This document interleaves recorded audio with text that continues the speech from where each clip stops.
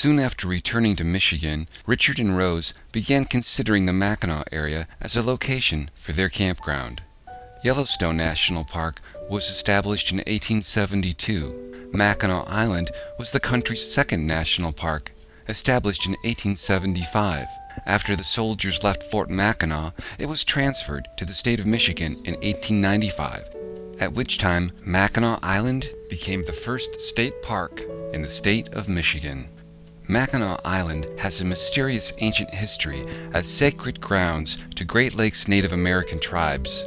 American, French, and British historical past, remarkable geological features, beautiful vistas, azure waters, in a spectacular natural setting that included the recently completed mighty Mackinac Bridge. It compared with the majestic wonders of the Grand Canyon, Yellowstone, Yosemite, and Sequoia National Parks that my family had experienced in our 10,000-mile quest across the United States and Canada in search for the perfect location for our campground. Richard spotted a for sale sign on a drive just 2 miles south of Mackinaw City.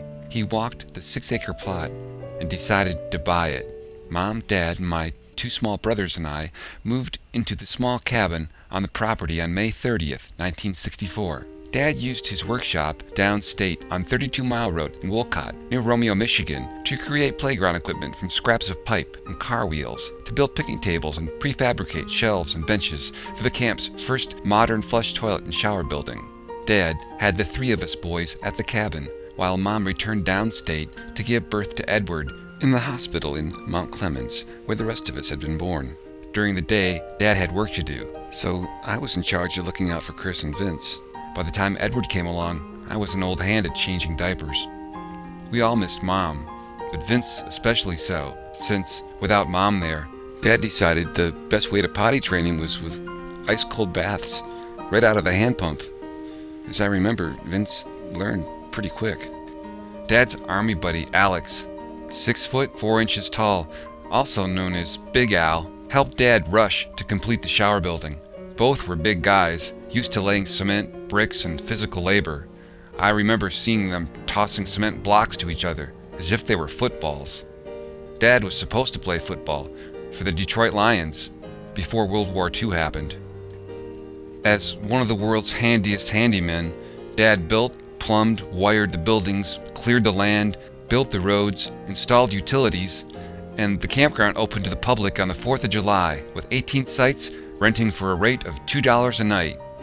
Mom registered campers on a plywood board nailed to a giant pine tree in front of our cabin. Somehow, a writer from the Detroit Free Press found the camp and really liked it. He wrote a nice article about this camp with a sandy beach run by a friendly couple. Campers who stayed told their friends. Almost from the start, word of mouth and repeat customers were what made the business work. From the day Mom and Dad opened for business, campers started coming, and they haven't stopped since. Richard and Rose purchased an additional 30 acres, and working side by side, built 100 more sites over the next winter. Then ran the entire larger campground themselves the next summer. Finally, the next fall, Dad began construction on a small 2-bedroom house, which of course included an office. The television show Michigan Outdoors featured the campground and Dad's ingenious handmade playground equipment. And more magazine and newspaper articles and positive word of mouth was happening all the time. For the first 3 or 4 years, the brochures for the campground always featured a teepee. About this time, a new campground opened about a mile from the park named, of all things, Teepee. Mom had to change all of our signs, posters, and brochures. Dad designed and built a sanitation station for trailers that was so innovative and efficient that the state of Michigan adopted it for its state parks. Dad credited Mom's ability to get anything done when he talks about the successful land trade with the state of Michigan that gave the campground its first Bridgeview property. Mom and Dad's reputation as hard workers was legend. Up at dawn and seldom to bed before 2:30, they were constantly on the go during the season. They had to be. Mom registered campers, checked sites, took phone reservations, gave tours, did promotion, distributed literature, fed, clothed, and handled 4 boys. And Dad dumped garbage cans at every site, cleaned up campfires, picked up litter, cleaned bathrooms at noon and midnight, hauled ice and wood, mowed grass. Of course, as soon as the season was over, he was busy building more picnic tables and digging holes for cedar posts and building service buildings or running utilities to new sites. The work never ended. Needing a driver, at the age of 10, Dad taught me to operate the stick shift on his big Dodge truck so that I could drive it to pull the homemade garbage trailer. My job was to drive forward until I heard a whistle. Then I'd stop and he would dump the next garbage can. To this day, when I hear that whistle, I stop in my tracks. Soon, the little boy truck driver became a subject of curiosity and amusement for our campers. Cousins from both sides of my family were initiated into adulthood by summers spent working at the campground. Now adults with families and careers and in some cases businesses of their own, many attribute their success to the example and lessons learned working alongside Mom and Dad. In the early 70s, Mom and Dad negotiated a deal with a real estate developer. He had given up subdividing a neighboring tract north of the campground. The developer was frustrated because after years of marketing, he hadn't sold even one lot. The campground was now over 200 acres and had nearly 1 mile of shoreline, viewing Mackinaw City, the Mackinaw Bridge, St. Ignace, Mackinaw Island, Round Island, and Boys Blank Island, as well as the Straits of Mackinac. As the campground grew, so did my brothers and I, and our responsibilities.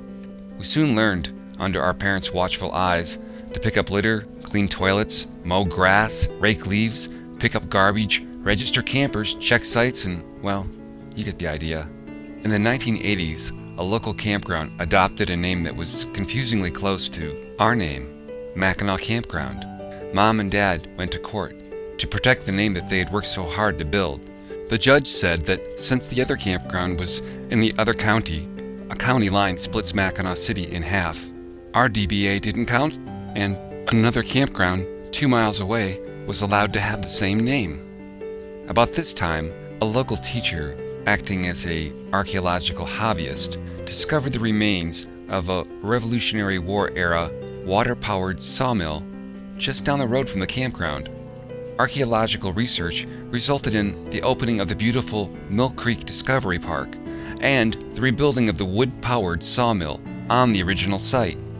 Dad knew there would be directional signs everywhere to this new park, and he decided to make lemonade out of lemons by renaming our campground Mackinaw Mill Creek Camping.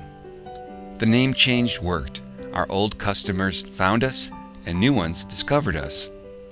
By living frugally, personally handling nearly all of the physical labor of building and operating the campground, and without any kind of advertising or marketing budget, Mom and Dad beat the odds and were able to operate, maintain, and build their business on the strength of word of mouth and repeat customers.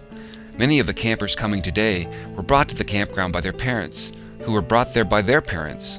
It's a great source of pride in our family that campers have made coming to our park their family's tradition. Mom passed away in 2006, but her spirit is felt everywhere here. Among our campers, you have bragging rights if you can recall encounters with my mother at the camp office. Her outrageous sense of humor and open-mouthed laugh was a joy to everyone. Someone would approach the registration window with a glum look, wife trailing behind. Motioning to the man's wife, Mom would say, "Hey, that's a different one than the one you brought last time." With the timing of a pro, she'd wait a tense moment. Then, to the relief of her victims, throw her head back in laughter. She'd say, "That's right, smile. After all, you're on vacation." Then they would. After Mom passed away, we found volumes of 3-ring binders that she used to catalog every note and letter she had ever gotten from a camper. Over 40 years worth. She had read and saved them all. You could tell they were precious to her. The campground is still run by my family today. Dad asks for a ride through the park almost every day. He looks to see if the grass is trimmed, the litter's picked up, the buildings, playgrounds, and signs are freshly painted, and most importantly, watches to see if the campers are smiling. Then he'll smile and say, "The boys are doing a good job. We hope you'll listen to your friends when they tell you to check out Dick and Rose's place. When you do, we hope you'll remember my mom's advice when she said, 'Smile, After all, heck, you're on vacation.